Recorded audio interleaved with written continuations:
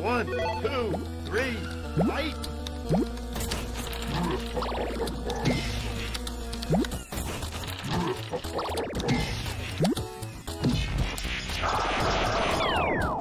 You win!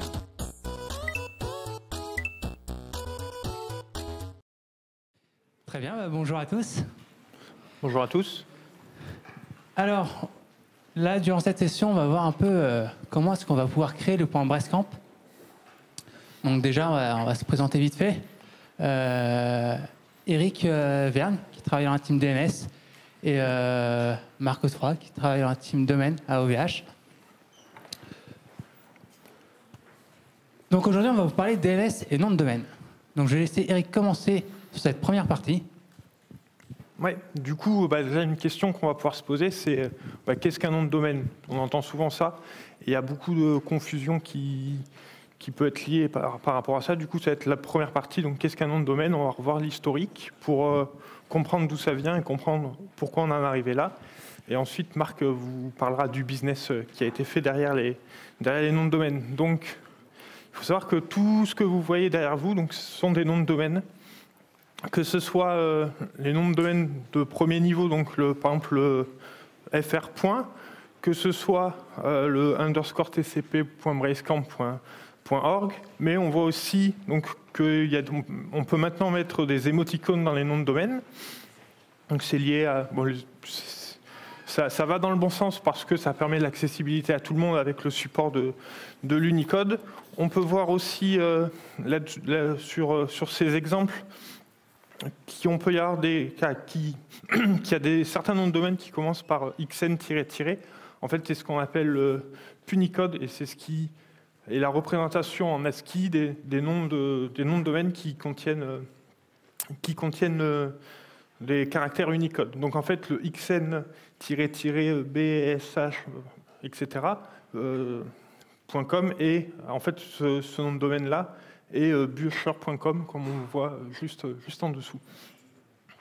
Donc voilà, sur ces noms de domaine, on peut en voir un qui est particulier, un qui est plus particulier que les autres, c'est le fr. Donc c'est ce qu'on appelle un domaine de premier niveau. Et là, la question qu'on va se poser durant cette présentation, c'est et si on voulait créer un domaine de premier niveau, Bracecamp, pour pouvoir ensuite avoir des domaines de type cfp.bracecamp ou speaker.bracecamp ou ce qu'on veut .bracecamp. Donc on va essayer de répondre à cette question. Donc on va commencer donc par un petit historique. Donc on va revenir dans le passé pour comprendre vraiment d'où est né le DNS. Donc on arrive là au début des années 70. Il y a les premiers ordinateurs qui sont mis en réseau. Donc le réseau c'était ARPANET. Chaque ordinateur de ce réseau avait une adresse qui lui était propre, qui s'appelle une adresse IP. Je suppose que tout le monde connaît, mais si c'est pas clair pour tout le monde, c'est une série de 4 chiffres entre 0 et 255 séparés par des points. Et du coup, tous ces ordinateurs dans le réseau communiquaient entre eux via ces adresses IP. Donc c'est bien pratique, mais on va faire une petite analogie. Donc imaginez que vous avez votre téléphone, sur votre téléphone, vous avez votre réseau d'amis, et chaque ami a un numéro de téléphone. Donc si on a peu d'amis, ça va être pratique, on va pouvoir savoir que tel numéro appartient à telle personne. Par exemple, un 0617, on va pouvoir peut-être retenir que ça correspond à Marc. Un 0642, ça correspond à quelqu'un d'autre. Le problème, c'est si le nombre d'amis commence à grossir, ça va devenir compliqué de se souvenir de l'association entre le numéro de téléphone et la personne. En fait, c'est exactement la même problématique qui est apparue. Comment se souvenir que telle adresse IP appartient à telle machine et vice-versa. Donc, c'est sur ces bases-là qu'est arrivé le DNS. Donc, en fait, c'est sur ces bases-là qu'il y a eu le premier souci. Du coup, la solution qui a été mise en place, c'était de gérer un fichier host qui était centralisé pour tout le réseau, qui était géré sur un serveur FTP, et chaque machine du réseau pouvait aller récupérer ce fichier host sur ce serveur FTP, le récupérer en local, et connaissait connaissait du coup tous les ordinateurs, tout ce fichier host contenait le nom de domaine et l'adresse IP associée à la machine. Du coup, en ayant ce fichier host, on connaissait tous les ordinateurs du réseau avec leur adresse IP. Donc il faut savoir qu'à cette époque-là, ce fichier host était géré à l'université de Stanford par une équipe. Donc c'était assez lourd à gérer parce que quand il y avait une modification à faire dessus, il fallait envoyer un email avec un format spécifique à une équipe de cette université qui prenait le mail, qui allait mettre à jour le fichier host à la main, qui le remettait sur l'FTP, et toutes les machines du réseau devaient le récupérer. Donc on voit bien les soucis que ça peut amener. Donc déjà, quand le réseau grossit, le fichier host grossit, et toutes les machines qui doivent le récupérer, ce n'est pas forcément évident à gérer niveau réseau. Il peut y avoir des erreurs quand la personne qui reçoit le mail, elle va copier dans le fichier host, elle peut se tromper potentiellement, ça peut casser quelque chose. Qu'est-ce qui se passe si une machine n'a pas mis le fichier host à jour et que du coup elle va peut-être plus pouvoir communiquer avec les machines du réseau si elles ont changé d'adresse IP. Donc en fait, on peut voir qu'on a une architecture très centralisée. Donc ça peut rappeler à certaines personnes qui travaillent sur des projets un peu legacy, où on a quelque chose de très gros et de très complexe à maintenir, à mettre à jour et à distribuer. C'est exactement la même problématique. Et comme on va voir, la solution qui a été mise en place, le DNS, répond à cette problématique un peu d'une manière analogique à ce que font les microservices par rapport au système legacy. Du coup, la solution qui a été mise en place, elle n'est pas très compliquée, et elle est assez ingénieuse. Ça a été de se dire, on a ce gros fichier host, on va le diviser en plein de sous-parties. Chacune de ces parties va être indépendante. Et l'idée qui est sympa là-dedans, c'est qu'on va pouvoir déléguer la gestion d'une sous-partie à une autorité différente que celle qui gère la partie du dessus. C'est-à-dire que si on prend l'exemple ici, donc on a une racine qui est le point d'entrée tout en haut. Sous cette racine, on a créé 3. Donc c'est pour l'exemple, normalement il y en a plus. On a créé 3 sous-parties, donc EDU, org et .com, et chacune de ces sous-parties est gérée par une entité différente, qui elle-même va pouvoir créer ses sous-parties si elle a besoin, comme elle le souhaite. Donc ça, c'est ce qu'on appelle l'espace de nom de domaine. Donc il faut savoir que ça a été la première RFC là-dessus date de 1983. Elle a été mise à jour plus tard. Vers 1987, il faut savoir que c'est toujours sur cette RFC que se base la norme DNS du moment. Donc c'est quand même quelque chose de très vieux, mais qui est très robuste et qui a clairement fait ses preuves. Donc là, on peut voir on a 3 domaines de premier niveau, EDU, org et .com. Donc juste pour expliquer, EDU, c'est pour tout ce qui était éducation, org, c'est pour tout ce qui était organisation. À l'époque, ça a changé maintenant, et comme pour tout ce qui est commercial.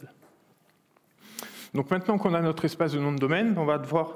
en fait, c'est un peu de la théorie qu'on a ici. On a fait une subdivision, mais derrière, il va falloir la faire fonctionner, pouvoir l'interroger, pouvoir l'utiliser. Donc, on va dire que chaque nœud de notre arbre est ce qu'on appelle une zone DNS. Donc la zone DNS, c'est elle qui va contenir les informations à propos des hosts qui sont gérés qu'elle gère elle-même, et c'est elle qui va aussi mettre en place les délégations. Donc si on regardera juste après, mais dans la zone DNS de la racine, en fait, on va retrouver toutes les délégations EDU, org et com, et comment pouvoir y accéder. Donc ces zones DNS, elles sont gérées par des serveurs. Ces serveurs, c'est ce qu'on appelle couramment les DNS autoritaires. Pourquoi DNS autoritaires? Parce qu'ils font autorité sur les zones qui permettent de gérer.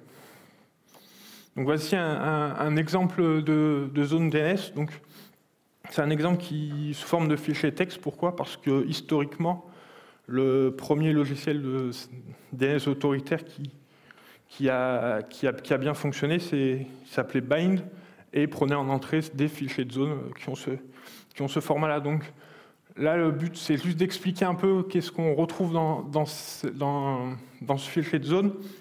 Donc il y a quelques points intéressants. Donc, on peut voir qu'il y a une entrée à peu près à la 10e ligne, breastcamp.org avec un INA 192.0.2.1.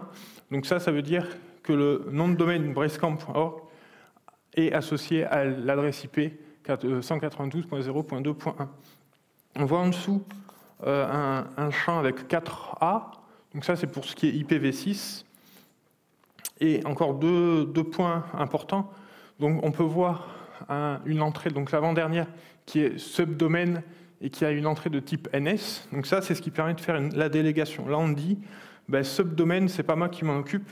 Je renvoie vers tel serveur qui a la résolution pour tous les domaines et sous-domaines de subdomain.bracecamp.org vont être gérés par le serveur ns1.else.tld.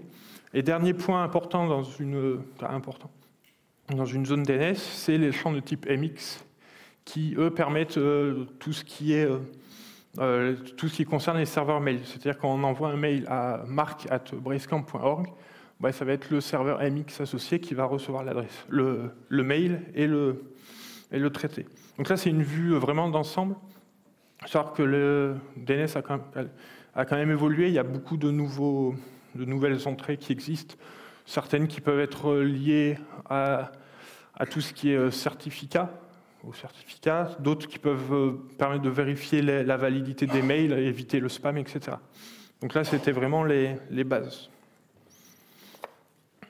Donc maintenant, on a notre espace de nom de domaine, des serveurs associés à cet espace de nom de domaine qui permettent de nous donner les informations sur les domaines qui sont dans cet espace de nom de domaine. La question qu'on peut se poser, c'est comment on interroge ces serveurs, comment on sait qui est où et comment on communique, comment on récupère l'information. Par exemple, si on veut l'information, quelle est l'adresse IP de www.bracecamp.org, on va passer par un autre type de serveur DNS, qui n'est pas le serveur autoritaire, qui est le resolver. Donc le resolver, on en entend parler pour plusieurs points, on va revenir dessus un peu plus tard, mais comment ça se passe au niveau de la résolution?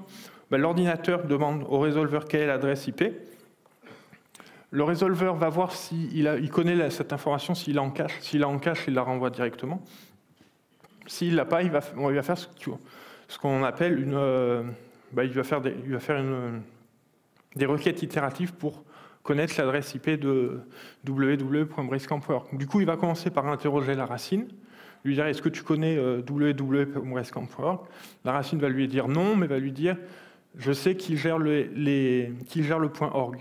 Du coup, le resolver a cette information, demande au point .org qui gère www.bracecamp.org.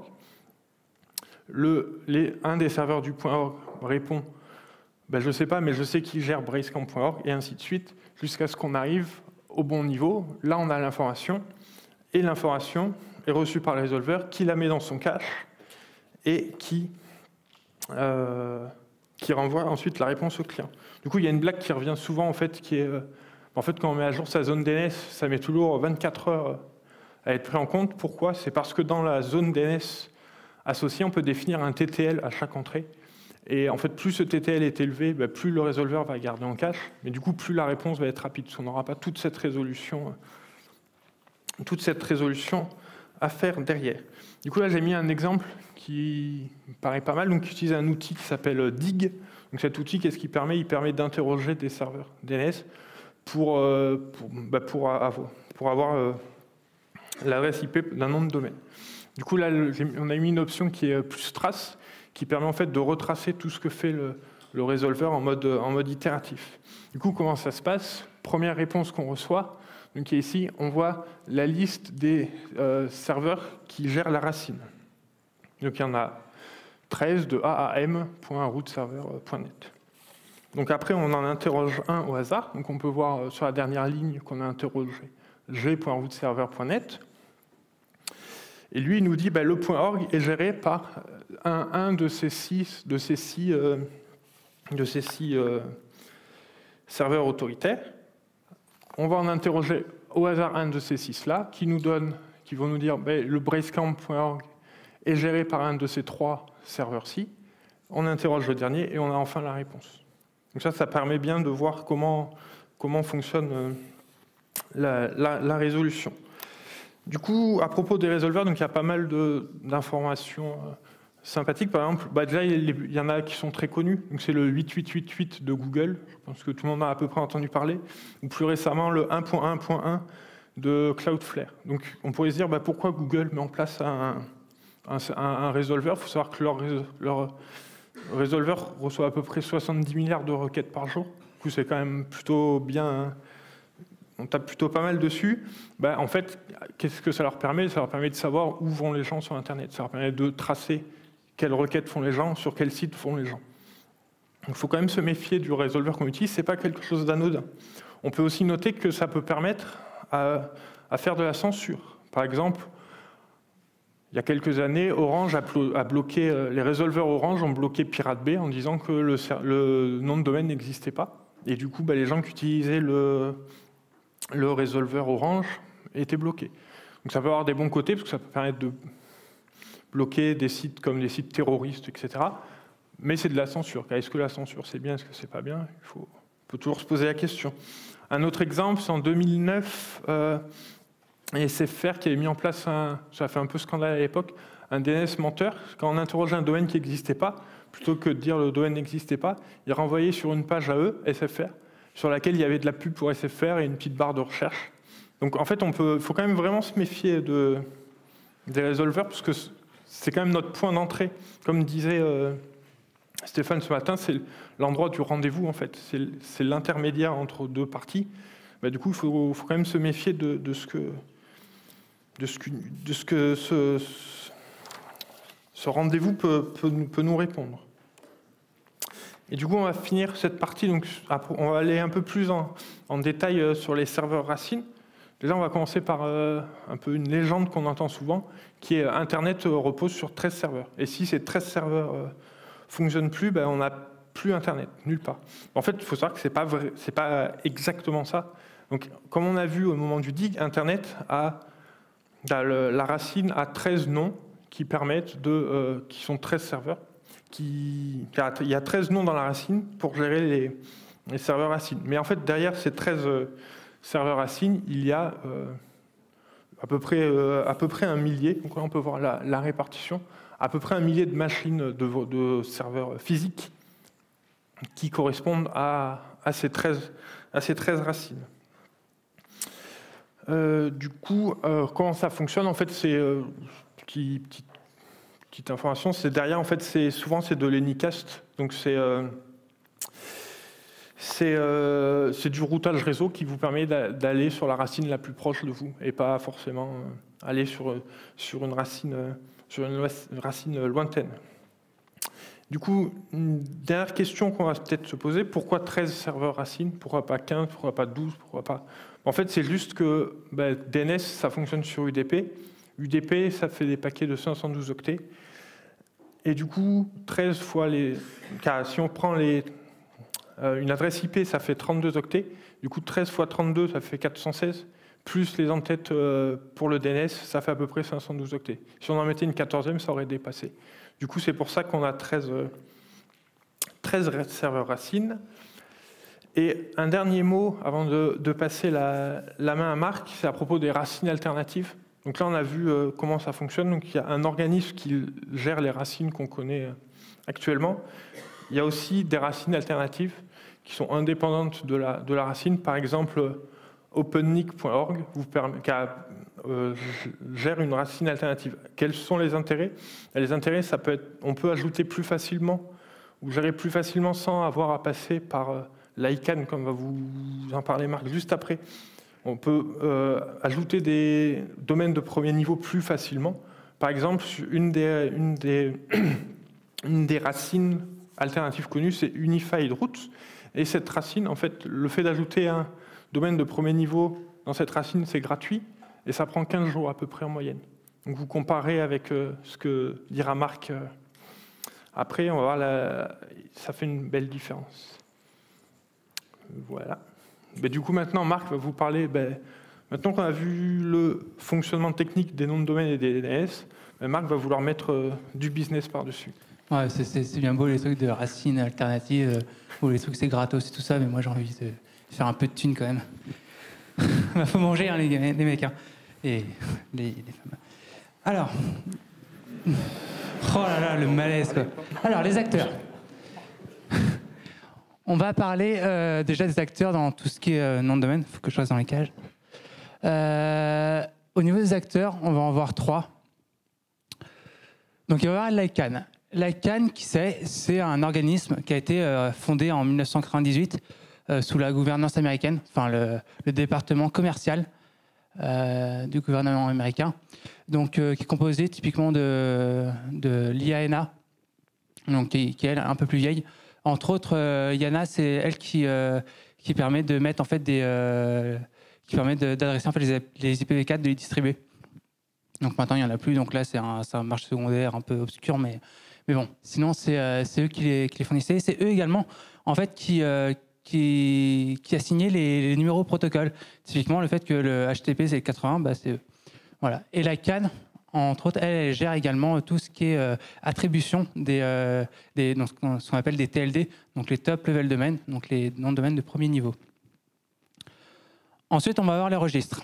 Donc eux, les registres, c'est l'entité à qui appartient le TLD. Donc pour ça, donc finalement, en fait, pour le point Brascamp, on va devoir devenir registre. C'est comme ça qu'on va s'appeler. On va avoir son propre TLD. Et donc, on va être soumis à des règles. On va devoir, par exemple, fournir des DNS, typiquement, ou alors tout du moins en gérer, même si on les fait par un tiers. On va devoir gérer, par exemple, ce qu'on appelle le WIS. Donc, finalement, le WIS, c'est un peu l'annuaire public qui dit à qui appartient un nom de domaine, qui le gère, etc. Ce qui pose également des problèmes lors du RGPD. Vu que dans l'annuaire, il y a typiquement les coordonnées du propriétaire, et dans le cas de RGPD, mais même avant, finalement, même en Europe, ça pose des problèmes au niveau de la propriété privée. Ensuite, on a ce qu'on appelle les bureaux d'enregistrement.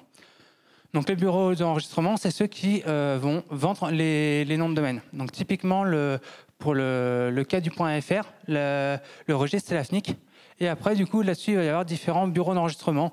Donc OVH, Gandhi, GoDaddy, enfin voilà, tout un tas de bureaux d'enregistrement qui vont vendre ce nom de domaine. Alors pourquoi est-ce qu'il y a un bureau d'enregistrement et un registre? Ça, c'est un peu l'ICANN dans ces règles qui dit ça. Pour éviter en fait conflit d'intérêts, tout un tas de trucs.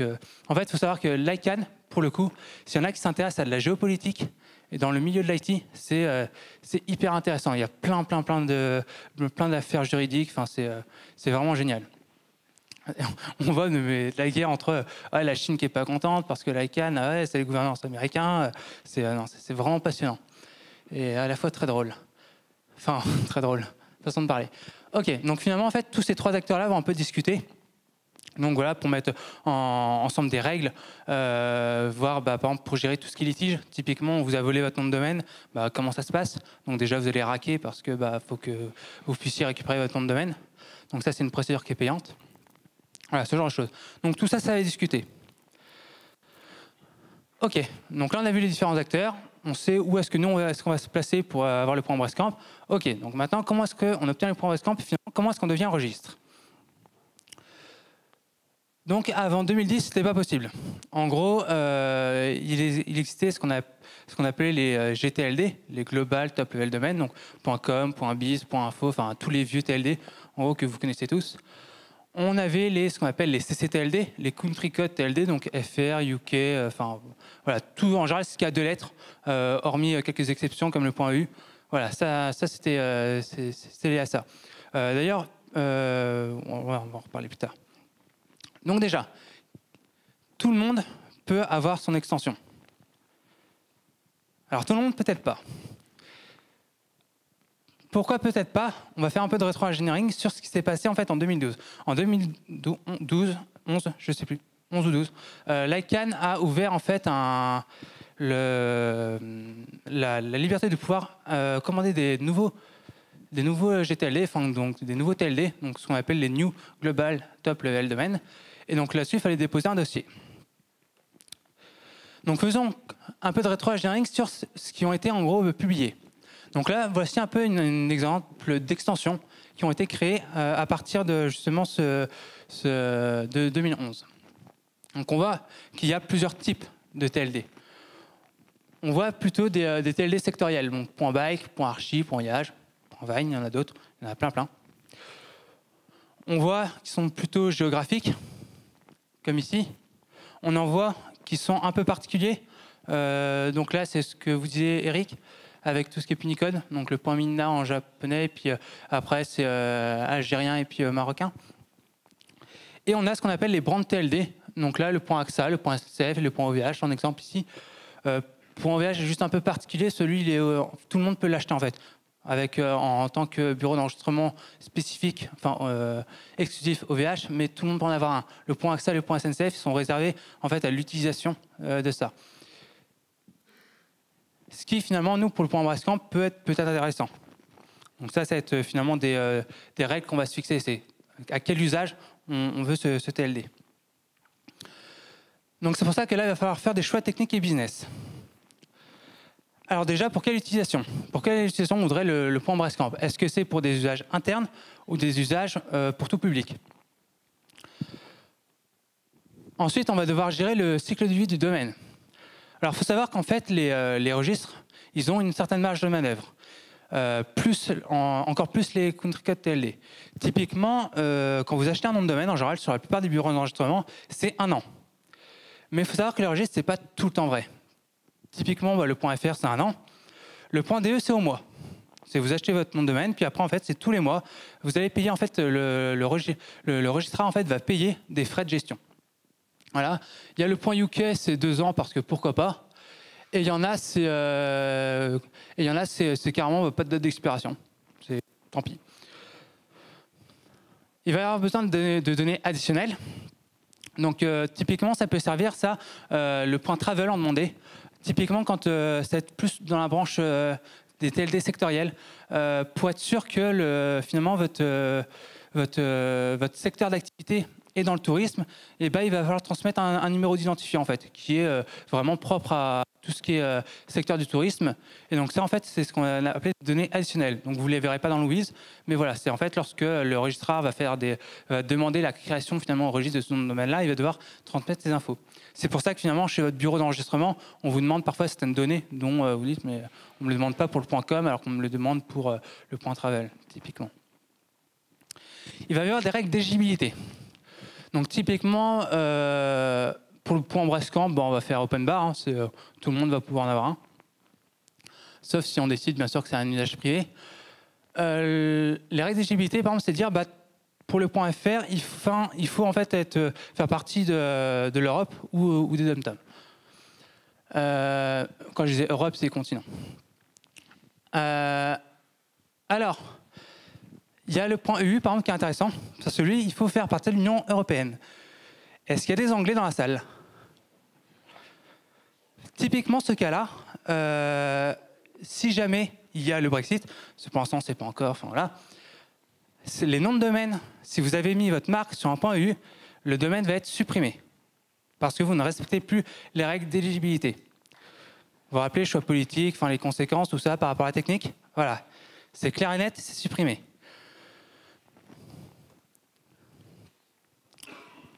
Au niveau des WIS, en fait, ça marche un peu comme le DNS. En tant que registre, on peut choisir de qui va gérer le WIS du domaine. Est-ce que ça va être donc toute la gestion de l'affichage des contacts et tout ça? Est-ce que ça va être le registrar, comme pour par exemple le .com, les GTLD en général, .com, .biz, .info, là c'est délégué au registrar, donc le revendeur, ce qu'on appelle un registrar. Ou alors, est-ce que ça va être nous, le registre? Dans quel cas, il va falloir du coup gérer une base de contacts, enfin voilà, du coup la protéger, etc., etc. Ensuite, il va y avoir la rédaction du dossier. Alors, dans une première étape, dans la rédaction du dossier, il va y avoir une demande d'information obligatoire. Donc ça, c'est nom, prénom, enfin voilà, votre entreprise, si vous en êtes une, enfin voilà, ce genre de choses.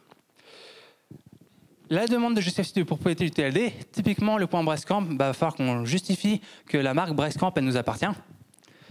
Voilà. C'était un message. Là où ça risque d'être un peu plus compliqué, c'est au niveau de la justification de la pérennisation d'une TLD. Parce que vous imaginez bien que si on crée un TLD, c'est pas pour 2 mois. On ne va pas en créer un pour juste l'édition 2019 ou 2020. Donc il va falloir justifier que dans le temps, la situation va être pérenne. Ensuite, il va falloir justifier de la capacité financière, technique et opérationnelle. Donc ça veut dire quoi? C'est juste que vous avez les épaules suffisamment solides pour pouvoir gérer un TLD. À savoir qu'il y a des registres qui, du coup, gèrent plusieurs TLD. Vous n'allez pas être limité à un. Du coup, justificatif de capacité financière. T'es le trésorier, non? Le dépôt de dossier, c'est 180 000 €. Ça passe? Non? Sûr? Alors, ouais, c'est... Quand je vous disais que j'ai besoin de faire du pognon, c'est que ça coûte cher. Et c'est aussi pour ça que aussi, il y a pas mal de TLD qui sont payants. C'est qu'en fait, à un moment donné, il faut de l'amortir, ce truc-là.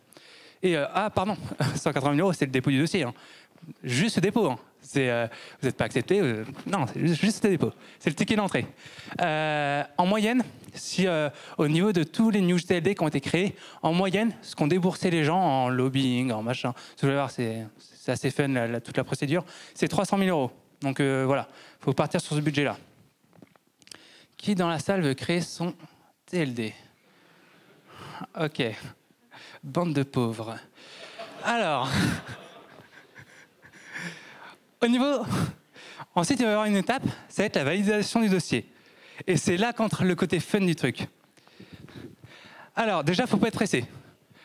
Parce que ça va prendre en moyenne 20 mois. Mais 20 mois si tout se passe relativement bien. Hein. Donc, vous avez soumis votre dossier. Donc, normal, il va y avoir une vérification de l'exhaustivité des données administratives. Retenez bien ce truc-là. On vérifie que les données sont bonnes.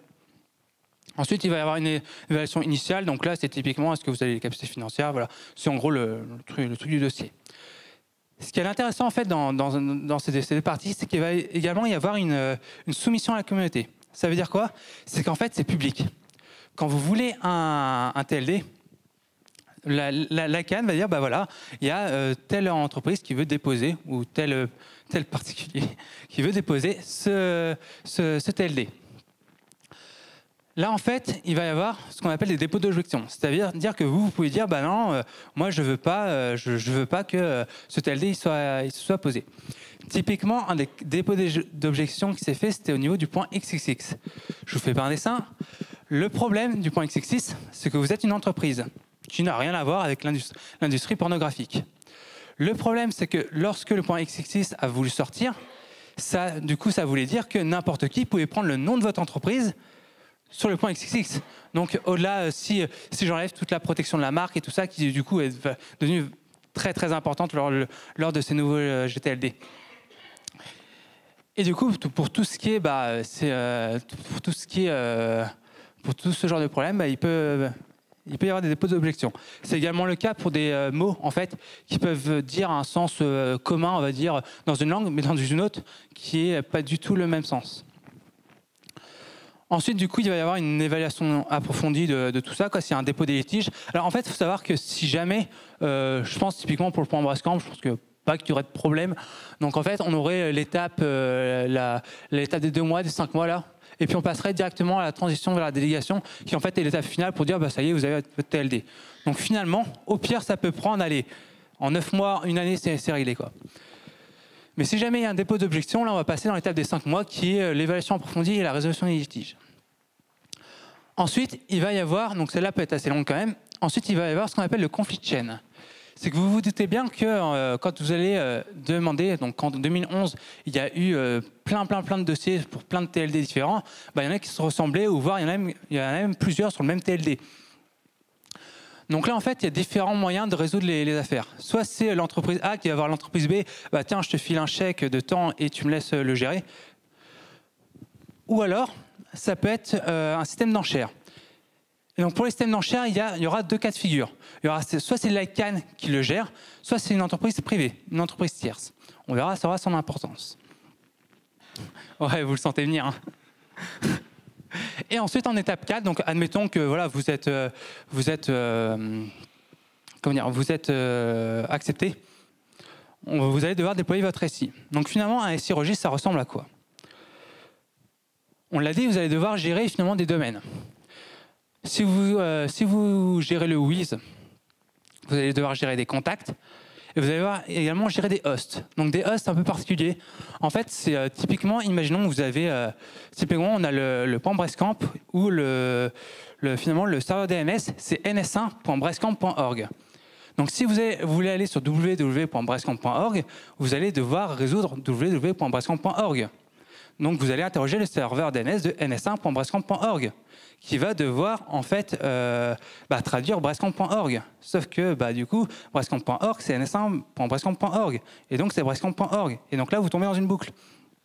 Donc pour s'en sortir, en fait, c'est juste dire au registre, finalement, au registre qui gère le .org, de dire, en fait, breascamp.org, c'est cette IP-là. Donc comme ça, il n'a pas besoin de demander au serveur DNS qu'on gère, on casse la boucle et le problème est réglé. Ensuite, vu que vous voulez vendre quand même, le but c'est quand même de se faire de la thune, oui, vous voulez vendre ce nom de domaine. Donc pour ça, il va falloir fournir des interfaces au registre. Au revendeur. Donc vous allez leur fournir souvent une web interface pour tout ce qui est administratif, voir le nombre de TLD qu'ils ont eu, enfin ce genre de choses, des metrics. Vous allez leur donner sûrement des API et vous allez avoir ce qu'on appelle un standard, en fait, c'est du XML, ça s'appelle de l'EPP. EPP, ça veut dire Extensible Provisioning Protocol. Alors en fait, c'est un format qui est assez standard parce que finalement, ça vous dit comment vous faites un contact create, un domaine create, etc. Mais c'est extensible. Pourquoi c'est utile? C'est typiquement quand je vous ai parlé de données additionnelles pour le point travel, ça peut gérer ça. Du coup, il y a des registres qui font n'importe quoi. Du genre, tiens, le PP c'est cool, on va pouvoir gérer des tickets à travers le PP. Et donc ça, pour automatiser tout ce qui est derrière, c'est génial. Donc là, vous y allez à coup de regex. C'est pareil au niveau des specs. Quand vous êtes, par exemple, revendeur de nom de domaine, vous allez avoir une spec, quand vous en avez une. Mais c'est cool. Vous avez le cas nominal. Les erreurs, vous les découvrez en prod. C'est génial. Et donc toujours à base de tiens, il y a tel conflit, il y a tel machin. Et donc là, ça aide beaucoup de travail en fait avec le registre pour dire j'ai cette erreur-là, je ne sais pas du tout ce que c'est. Donc on l'a dit, vous allez devoir également gérer du coup un serveur Wiz et un serveur DNS. À savoir que ça c'est des obligations, c'est contractuel avec l'ICANN. Tout ce qui est registrar et registre en fait sont tamponnés à ICANN pour dire ouais ok c'est cool, tu peux être ce que tu veux être. Et tu peux te la faire retirer. Il y a des audits régulièrement, tout ce genre de choses, quoi. Et ensuite, il y a un truc dont on n'a pas parlé jusqu'à présent, c'est qu'en fait, vous allez devoir faire appel à une société qui s'appelle en fait un data escrow agent.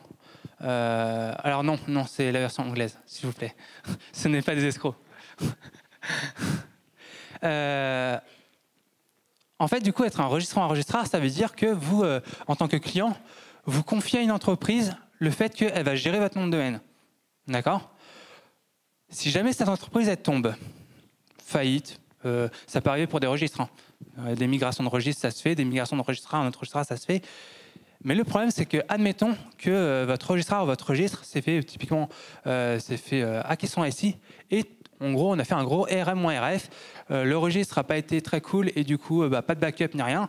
Du coup, ça veut dire que, imaginons le .com qui se fait hacker et donc plus de .com du tout. Tous vos sites, c'est par terre. Donc non. Donc en fait, pour se protéger de ça, en tant que registre ou registrar, on est obligé en fait d'envoyer régulièrement, donc toutes les semaines, en fait notre portefeuille à une société qui est pareil tamponnée à ICANN pour dire n'importe qui ne peut pas devenir data escrow agent. C'est pareil, il y a tout tas de conditions à respecter pour l'être.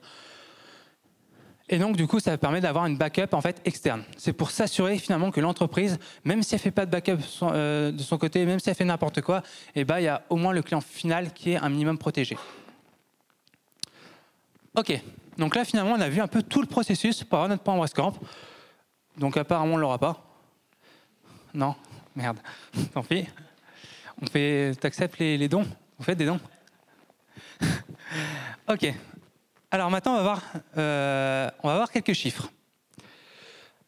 Donc ouais, j'ai pris cette image. Moi, l'ancien, en fait, je ne le connais pas. J'ai moins de 30 ans. Désolé. Le point tech. Alors, je vous aide. Il a eu un... Alors, tous ceux que je vais vous présenter là sont passés aux enchères. Pour combien... Allez, on va être sympa. Pour combien de milliers ou millions de dollars il a été vendu? 2 millions? 3 millions? 10 7 millions. Alors, les 300 000 dollars que je vous disais au départ, on y est loin. C'est DotTech. C'est un registre. Ah bah, les mecs sont pas foulés, hein. D'autres questions? Le point blog. 4 millions? Alors, non, je vous aide. C'est dans l'ordre croissant. Donc, je vous rappelle, 6 millions 7. Putain, je comprends rien. Parlez pas tous en même temps. Levez la main. Non, en fait. 19 millions. Alors, pour l'intérêt, Automatic, c'est la société qui est derrière WordPress. Donc, vous imaginez bien que le point blog, intéressant pour eux, quoi. Mais 19 millions quand même, quoi. Le point app.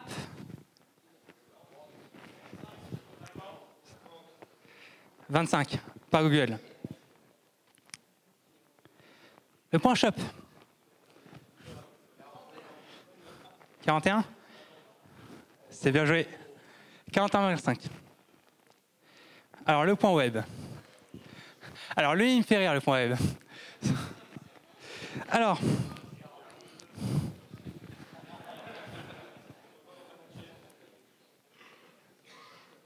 Non, on reste dans les 50. Allez, bim. 135 millions. C'est le top 1, celui-là. C'est 135 millions, faut... Après, le point web, quoi. Enfin, voilà, quoi. De quoi? Qui ramasse la thune? On va en parler, tu vois. C'est génial. C'est surtout le point web. Alors, justement. Donc ça, c'est les enchères. Tout s'est bien passé, enfin presque. Il y a des cas qui sont un peu moins bien passés. On a le point Amazon. Alors celui-ci, c'est toujours plus ou moins en cours. C'est très long, après, en fait, on passe dans des batailles judiciaires. Typiquement, le point Amazon, vous vous doutez de qui il voulait. C'est pas passé, pourquoi? Parce qu'il y a un fleuve qui s'appelle l'Amazon aussi. Et du coup, c'était compliqué. Je tape pas dans mon micro. Ah. Le point 20. Le point wine, qui nous est si cher en France. Alors celui-là, en fait, il est assez drôle parce que il a réveillé quelques vieux conflits qu'il y a entre les États-Unis et nous. L'AOC, donc les appellations d'origine contrôlée, n'ont aucune valeur aux États-Unis. Donc, quand il y a un registre, enfin plusieurs registres, qui décident de déposer le point 20 et le point Vine auprès de l'ICANN, et que là, tout d'un coup, en France, on se rend compte que il y en a qui vont aller le déposer, mais du coup, comment ça va se passer pour Saint-Émilion.20, enfin nos noms de vin, est-ce qu'on va pouvoir les réserver? Eh ben non, c'est premier arrivé, premier servi. Et il n'y a pas de marque, il n'y a pas de protection de marque. Les AOC ne sont pas respectés aux États-Unis. Du coup, là, pour le coup, on est rentré un peu dans la géopolitique. Il y a quand même le gouvernement français qui est rentré dans la danse pour dire attention, il y a également l'Amérique du Sud qui est rentrée dans la danse pour dire si, il faut absolument qu'on trouve une solution. Là-dessus, c'est pas possible. Donc bon, finalement, c'est réglé. En fait, quand vous ouvrez un point Brestcamp, par exemple, j'y tiens. Quand vous ouvrez un point Brestcamp, vous allez pouvoir en fait avoir des périodes où vous allez pouvoir dire, en fait, ce TLD, il va être ouvert seulement pour une certaine catégorie de personnes. Donc avec une fourniture de pièces d'identité. Donc là, il y a forcément il y a des justificatifs à demander en plus. Et du coup, en fait, ça s'est traduit en finalement un consensus où on s'est dit, ok, les viticulteurs français, tout ça, vous allez pouvoir déposer votre nom de domaine en fait avant ce qu'on appelle la GA, avant en fait la grande availability, avant que ce soit ouvert à tout le monde. Donc voilà comment c'est géré. Alors, le point web, 135 millions de dollars. Notre fameux 135 millions de dollars. Je vous ai parlé d'enchères. Donc, ce cas-là, en fait, il a opposé, je crois, 7 ou 8 potentiels registres.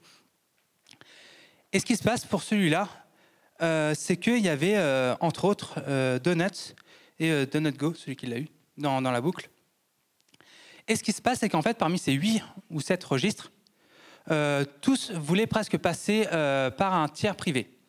Sauf un, .NET Go. Lui, il voulait passer par l'ICANN. Ce qui se passe, en fait, c'est quoi finalement donc, je ne rentre pas trop dans les détails, mais en gros, ce qui se passe, c'est que quand vous faites les enchères par l'ICANN, toutes les thunes récoltées vont à l'ICANN. C'est cadeau. Quand vous passez par une société tierce, en fait, vous avez un système où finalement vous récupérez une partie de vos billes, donc finalement ça vous coûte moins cher que prévu. Donc finalement, en fait, c'est tout l'intérêt pour les registres qui veulent avoir leur TLD de passer par une société tierce. Comme ça, elles ne refilent pas tout à l'ICANN. Et ce qui s'est passé, c'est qu'en fait, au cours justement de tout ce qui est litige, enfin les sections de chaîne, là, tout le tintouin là, c'est qu'en fait, au niveau en fait, de la gouvernance de .NET Go, ça a changé. En fait, il y a eu des personnes qui ont changé de poste, etc. quoi. Du coup, là, la fameuse exhaustivité des données de la première étape, eh ben, elle n'était plus vraie. Donc .NET s'est dit, hey, bah non, du coup, il ne peut pas l'avoir celui-là. Et à qui doit trancher finalement ce litige? C'est l'ICANN. Sauf que problème, on se retrouve dans un cas où l'ICANN doit, en fait, si jamais .NET Go est sorti de course, finalement, toutes les autres entreprises sont d'accord pour passer par une société tierce. Et du coup, l'ICANN ne va pas récupérer tout le blé. Du coup, c'est passé par la justice américaine qui a tranché que Donuts, en gros, jouait un peu sur ça. Et du coup, non, finalement, OK, c'est passé par l'ICANN. Mais il n'empêche que ça fait pas mal de bruit à l'époque parce que c'était clairement un conflit... Ça paraissait être un conflit d'intérêts. Ce l'ICANN devait trancher en finalement avoir du blé ou rien. Donc voilà. Donc bon, ça, donc il y a plein d'anecdotes. Donc il y a le X6. C'est pour ça que je vous disais en début, quand je vous disais que tout ce qui est au niveau de l'ICANN, avec de la géopolitique, tout ça. Si vous voulez aller creuser là-dedans, il y a plein de sujets qui sont assez marrants. En fait, on pourrait faire une conf entière sur l'ICANN, tellement c'est un sujet qui est complexe malgré tout. Ça, je vais faire avec humour, mais n'empêche que c'est pas forcément drôle pour les personnes qui y sont. Voilà. En plus, pour le rappel, l'ICANN, en fait, à la base, donc, qui était américain, donc voilà, a été en fait sorti en 2016 avec l'administration Obama du giron finalement de la gouvernance américaine.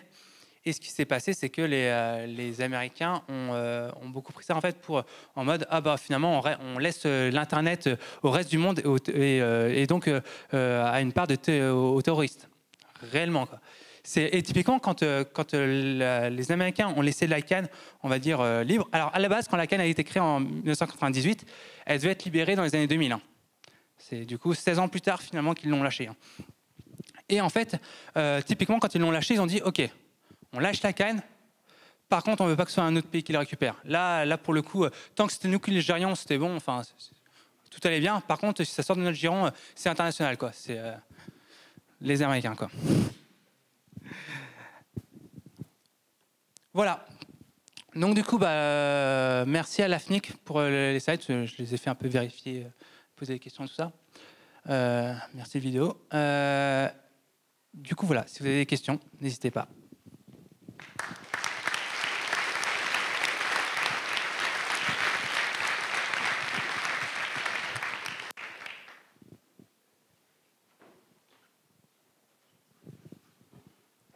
C'était clair ?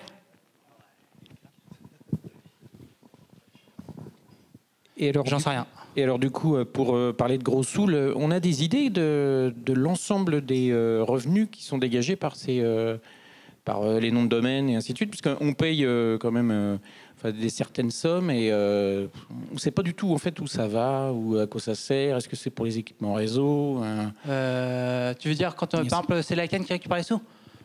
Quand on prend un .com, un .fr... Alors, en fait, quand tu prends un .com, ce qui se passe, c'est que tu as une partie, ce qu'on appelle une ICANN fee, donc c'est une taxe ICANN pour récupérer du blé, toujours, à chaque nom de domaine. Il y a une partie qui va au registre. Finalement, c'est le registre, bien souvent, qui détermine le prix d'un TLD. Voilà. Donc, typiquement, si on prend là le .tech, je crois que tu es à 80 €, un truc comme ça. 60. Typiquement, en fait, c'est le registre qui choisit, suivant déjà combien il a mis aux enchères. C'est bon, c'est pas le même amortissement. Donc en fait, c'est surtout le registre qui va décider du prix. Après, bien sûr, il y a différents au niveau des bureaux d'enregistrement. Là, il va y avoir des différents business models. Tu vas en avoir, par exemple, qui vont plus dire, bah tiens, on va prendre le prix du registre de la création. Parce que déjà, chaque action, donc création, transfert, renew, je passe le restore et les changements de propriétaire, mais chaque action potentiellement est payante. Enfin, surtout transfert, renew et la création. Et du coup, en fait, tu as certains registrars qui vont se dire, donc revendeurs, qui vont dire, on va prendre, par exemple, imaginons le TLD, le nom de domaine, il a 10 euros, nous, on va le vendre 1 euro. Enfin, on va le vendre 11 euros. Comme ça, on fait une marge de 1 euro et c'est pareil pour le renew, pareil pour le transfert. Tu as d'autres, en fait, registrars qui, pour essayer d'avoir un peu plus de masse, on va dire, ils vont dire, nous, en fait, on vend le nom de domaine 1 euro. Donc, finalement, ils vont perdre 9 euros sur la création.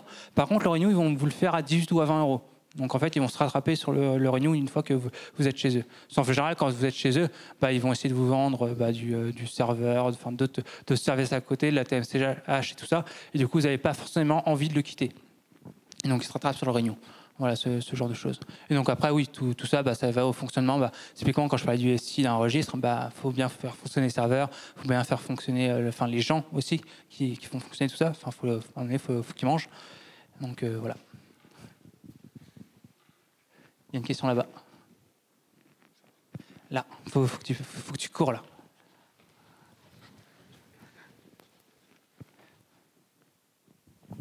Merci. Je voulais savoir si les TLD étaient achetés en concession pour une durée déterminée ou ad vitam aeternam.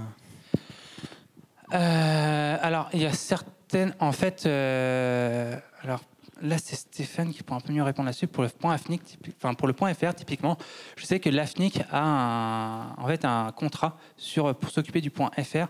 Mais en fait, je ne sais pas si c'est parce que le gouvernement français et du coup qui dit, il y a des acteurs en fait qui peuvent être registres et en fait régulièrement, c'est un contrat, par exemple, je ne sais plus exactement pour l'AFNIC, mais pour 10 ans par exemple. Et à ce terme de ces 10 ans, ils vont pouvoir renouveler, etc. Je te laisse compléter. Donc pour les gens dans la salle qui sont citoyens français, il faut qu'ils sachent ce qui est fait en leur nom par le gouvernement français. Donc le point .fr est géré par un organisme désigné suite à un appel d'offres pour une durée de 5 ans renouvelable sans appel d'offres. Et au bout de 10 ans, par contre, un nouvel appel d'offres est nécessaire.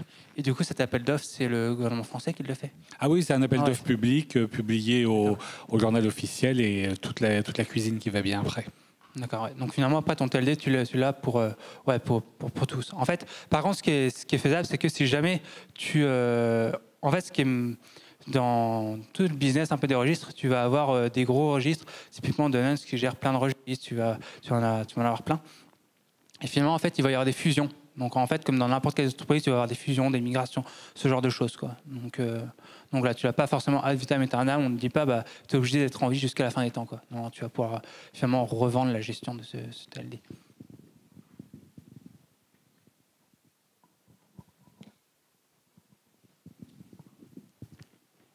Là-bas, tu devras encore courir.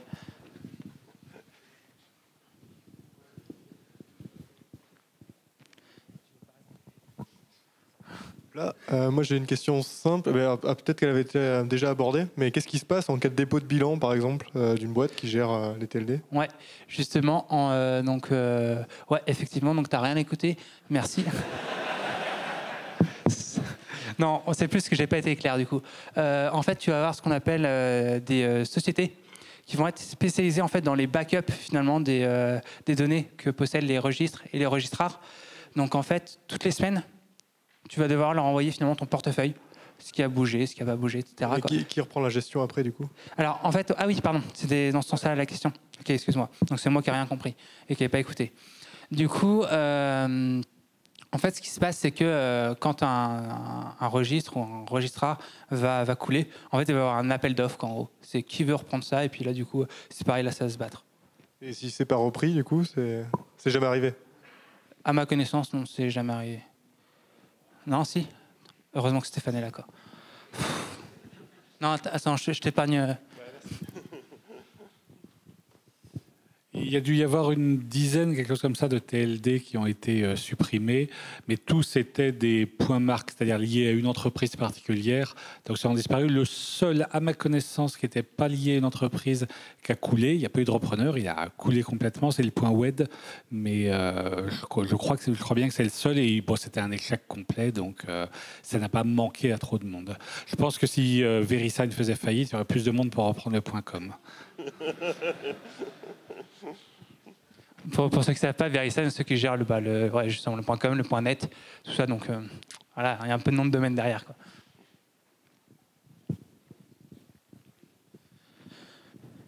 Si quelqu'un a une autre question, on s'en fout parce qu'il est 0. Mais n'hésitez pas à venir me parler si vous voulez, même à Eric qui se cache. Mais ouais, je serais ravi de pouvoir vous répondre.